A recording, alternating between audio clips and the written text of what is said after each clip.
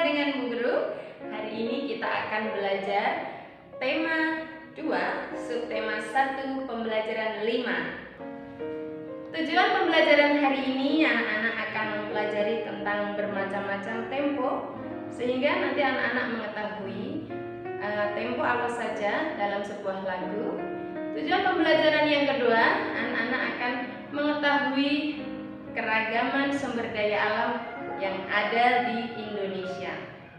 Mari kita awali dengan tempo.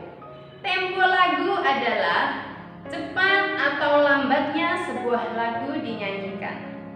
Kita ketahui tempo terdiri dari 3 macam, yaitu tempo cepat, tempo sedang, dan tempo lambat. Tempo cepat menunjukkan suasana sebuah lagu yang gembira dan penuh semangat. Kita simak contohnya.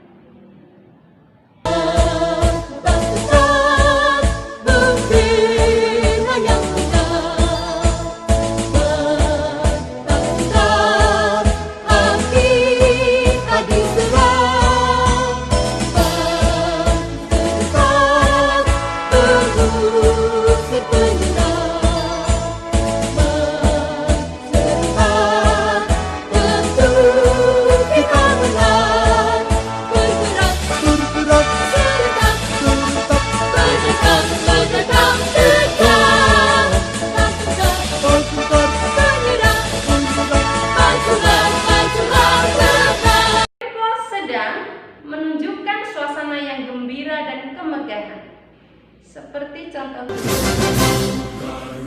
Pancasila, aku yang pendukungmu, patriot proklamasi, sedia berkorban untukmu. Sedangkan tempo lambat ialah tempo yang menunjukkan suasana hati sedih dan hikmat, seperti contoh berikut ini. Betapa hatiku takkan pilu, telah gugur pahlawanku.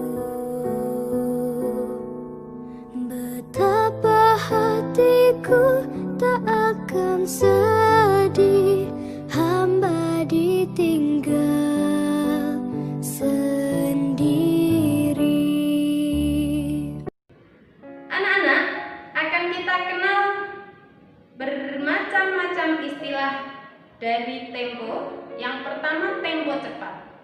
Tempo cepat dapat kita kenal dengan nama allegro, nesto, vivace. Untuk tempo sedang dapat kita kenal dengan nama moderato dan andante. Sedangkan tempo lambat dapat kita kenal dengan istilah adagio, largo, dan lento. Kita dapat mengukur cepat atau lambatnya sebuah lagu dengan sebuah alat yang kita kenal dengan metronome Mälzer. Luar biasa ya.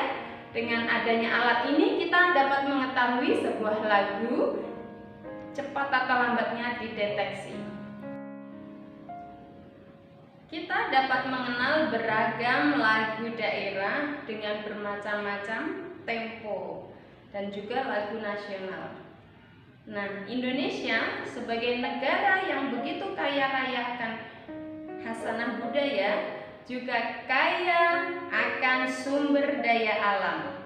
Mari kita kenali satu persatu apa saja kekayaan alam yang tersebar di pulau-pulau yang ada di Indonesia. Pertama, Pulau Sumatera.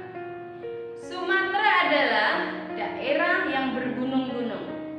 Karena kondisi alamnya bergunung-gunung, maka Pulau Sumatera banyak menghasilkan khasanah kekayaan sumber daya alam perkebunan seperti kopi, coklat, lada, tembakau, dan karet.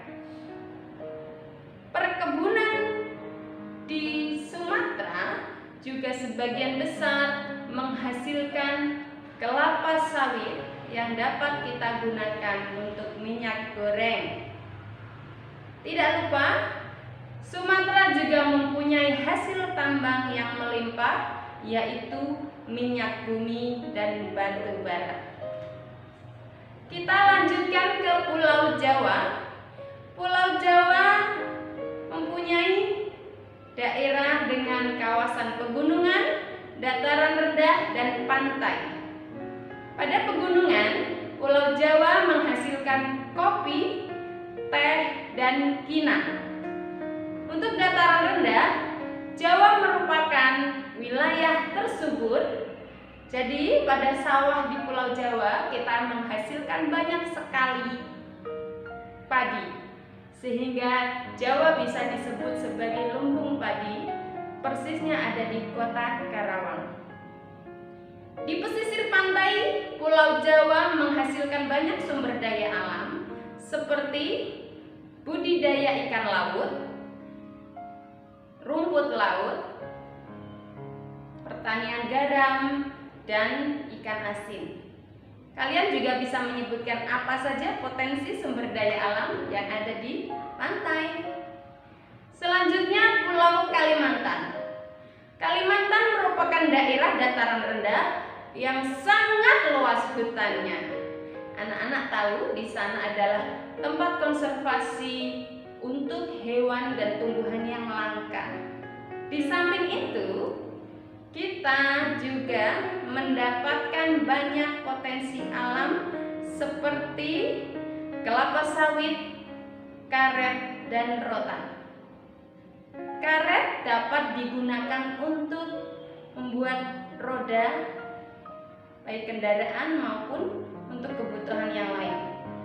Sementara bahan tambang yang melimpah di Pulau Kalimantan adalah minyak bumi dan batu bara. Kita lanjut ke Pulau Sulawesi. Sulawesi merupakan daerah dengan dataran pantai di sepanjang pulaunya.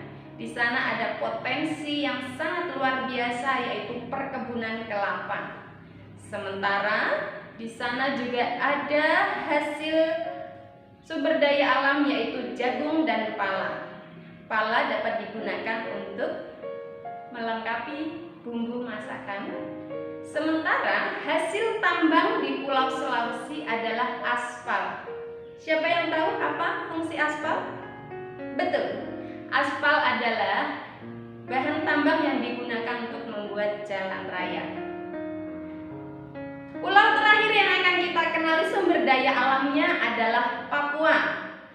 Papua merupakan wilayah dengan hutan lindung yang sangat luas sebagai konservasi untuk hewan dan tumbuhan langka, juga beragam flora dan fauna yang sangat istimewa. Sementara hasil alam yang dapat kita peroleh di Papua yaitu sagu. Sagu digunakan untuk bahan makanan pokok bagi masyarakat Papua. Di samping itu, kita juga menemukan banyak hasil alam rempah-rempah. Rempah-rempah dari Papua sangat diminati oleh pasar internasional. Sementara untuk hasil tambang, kita tahu Papua melimpah dengan tembaga, emas, dan juga logam. Pasti anak-anak tahu apa kegunaan emas. Untuk perhiasan, untuk melengkapi membuat alat-alat berharga lainnya. Demikian kita telah belajar bersama tentang tempo dan beraneka sumber daya alam yang ada di Indonesia. Anak-anak bisa kembali mempelajari pada buku ajar yang ada di rumah. Tetap semangat dan salam sehat. Assalamualaikum warahmatullahi wabarakatuh. Dah.